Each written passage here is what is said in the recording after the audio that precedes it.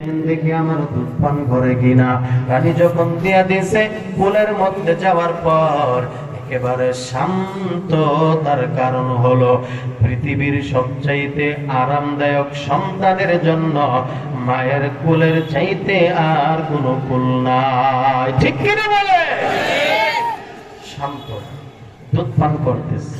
সুবহানাল্লাহ কইতেন। রানী এবার ডাক দিয়া বলে, মহিলা এই বাসায় তুমি থাকবা, যাইতে পারবা না। কেন? কেন থাকবো? বলে আমার বাচ্চারে দুধ পান করাইবা। অসম্ভব, ইম্পসিবল।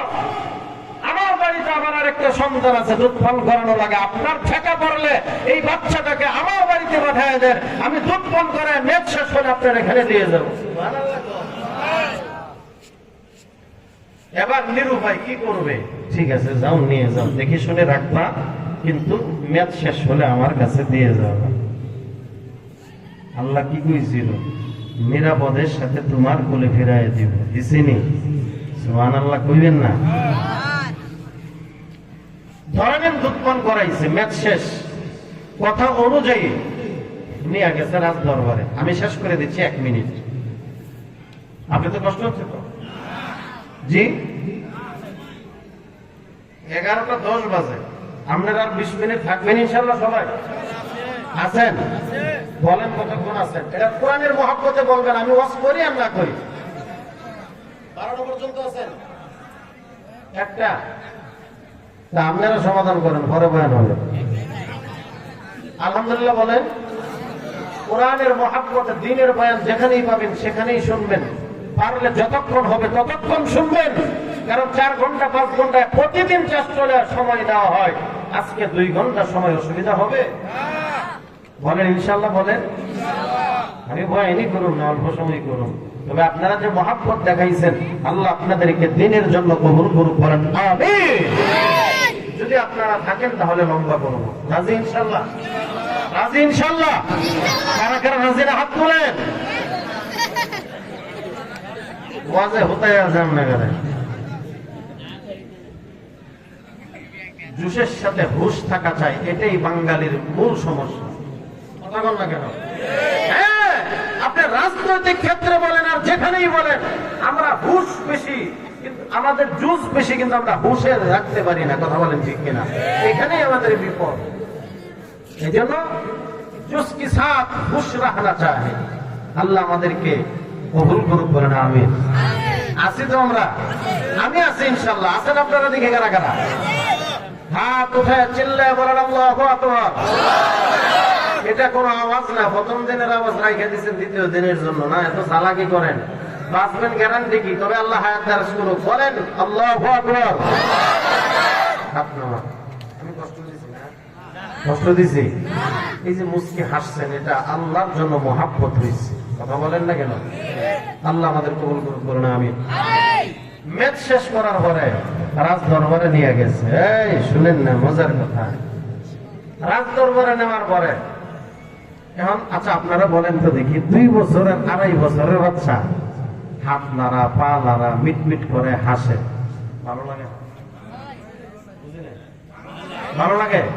হ্যাঁ ভালো লাগে। বিদায় ফেরাও না, এসে কয় আচ্ছা দেও, তোমার ভালো পুত্র জানতে, আমারও তো ভালো পুত্র, আমার কোলে একটু দেও না। কিন্তু ফেরাউন কোলে নিছে ঠিকই, কোলে ঠিকই নিছে। আচ্ছা কোলে নিলে বাচ্চাদেরকে যেমনই থাক, যাই লাগুক, একটা আদর করতে চাই কিনা? সবাই চাইনি। ফেরাউনে চাইছে একটু আদর করি, বুঝেন না? কিন্তু নবী তো তার এই ফেরাউনের আদর নিবে না। কথা বল না কেন?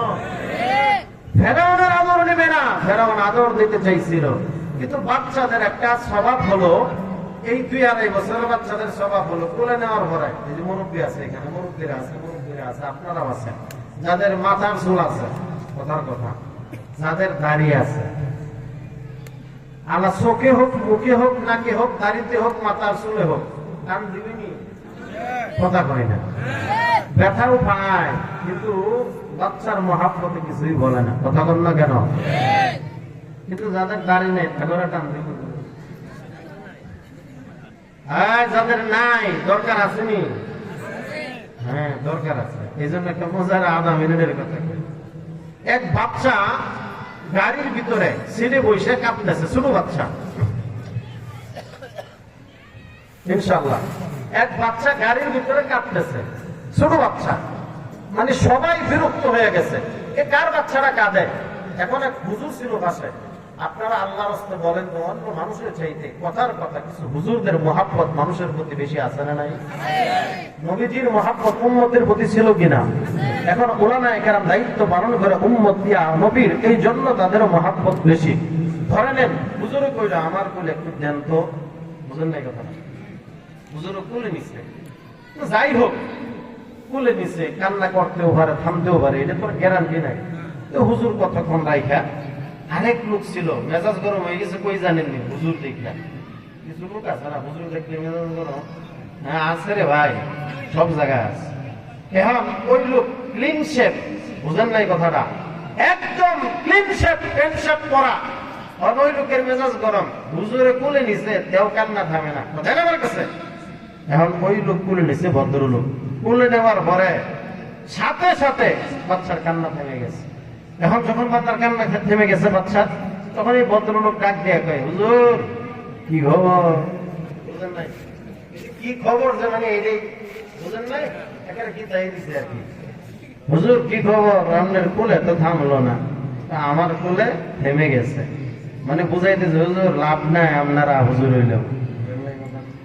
এখন হুজুরে কয় কি হয়েছে, বলে কান্না তো থামছে, আমার কোলে আপনার কোলে থামে নাই, বলে আমার কোলে থামবে কেমনে, আমার তো দাড়ি মারি আছে, আপনারা তো মা মনে করছে, আমার কোলে দাড়ি নেই, কথা বল না কেন, ঠিক না বে ঠিক, ঠিক না বে ঠিক, বলে আপনারা মা মনে করছে, দাড়ি মারি নাই তো এই জন্য কান্না থামছে। আর আপনারা কি মায়ের হুকুমে যাবেন না পুরুষের হুকুমে থাকবে? আচ্ছা বলেন তো, আল্লাহর রাস্তে মহাব্বতে খুশি খুশি বলতেছে, কিছু কিছু মানুষ ক্ষতি করে নাই কিন্তু আলেমদের একটু দুশ্মনী করে, আছে না নাই? আছে তো। আচ্ছা শুনেন, আমি একজন লোকের নাম বলেই বলি, আপনারা মাইন্ড করেন না। আপনার এই এলাকার মানুষ উলামায়ে কেরাম যারা আছেন, সিলেটের একজন হুজুর আছে, আমাদের মুফাসসিরে কুরআন, মুরব্বী, আমাদের এক কথা যাদেরকে নিয়ে আমরা গর্ব করি, তেমনই একজন আল্লামা নুরুল ইসলাম অলিপুরি সাহেব হুজুর, চিনছেন আপনারা? অলিপুরি সাহেব হুজুর যুক্তি চমৎকার, এটা আপনারা জানেন। 1 মিনিটে বলি, দেখেন কেমন কথা। ট্রেনের মানে অনেক আগের কথা তো, হুজুর ট্রেন দিয়ে সফর করে চট্টগ্রাম যাচ্ছেন, বয়ান করবে। ট্রেনের এই সিটের সাথে আরেক সিট হলো টাই পরা জেনারেল শিক্ষিত এক ব্যক্তি। এখন ওই জেনারেল ব্যক্তি হুজুরের সাথে সিট করছে, তো দেখে কেমন কেমন লাগতেছে, বুঝেন নাই? আচ্ছা এখন কিছুক্ষণ পরে ওই লোক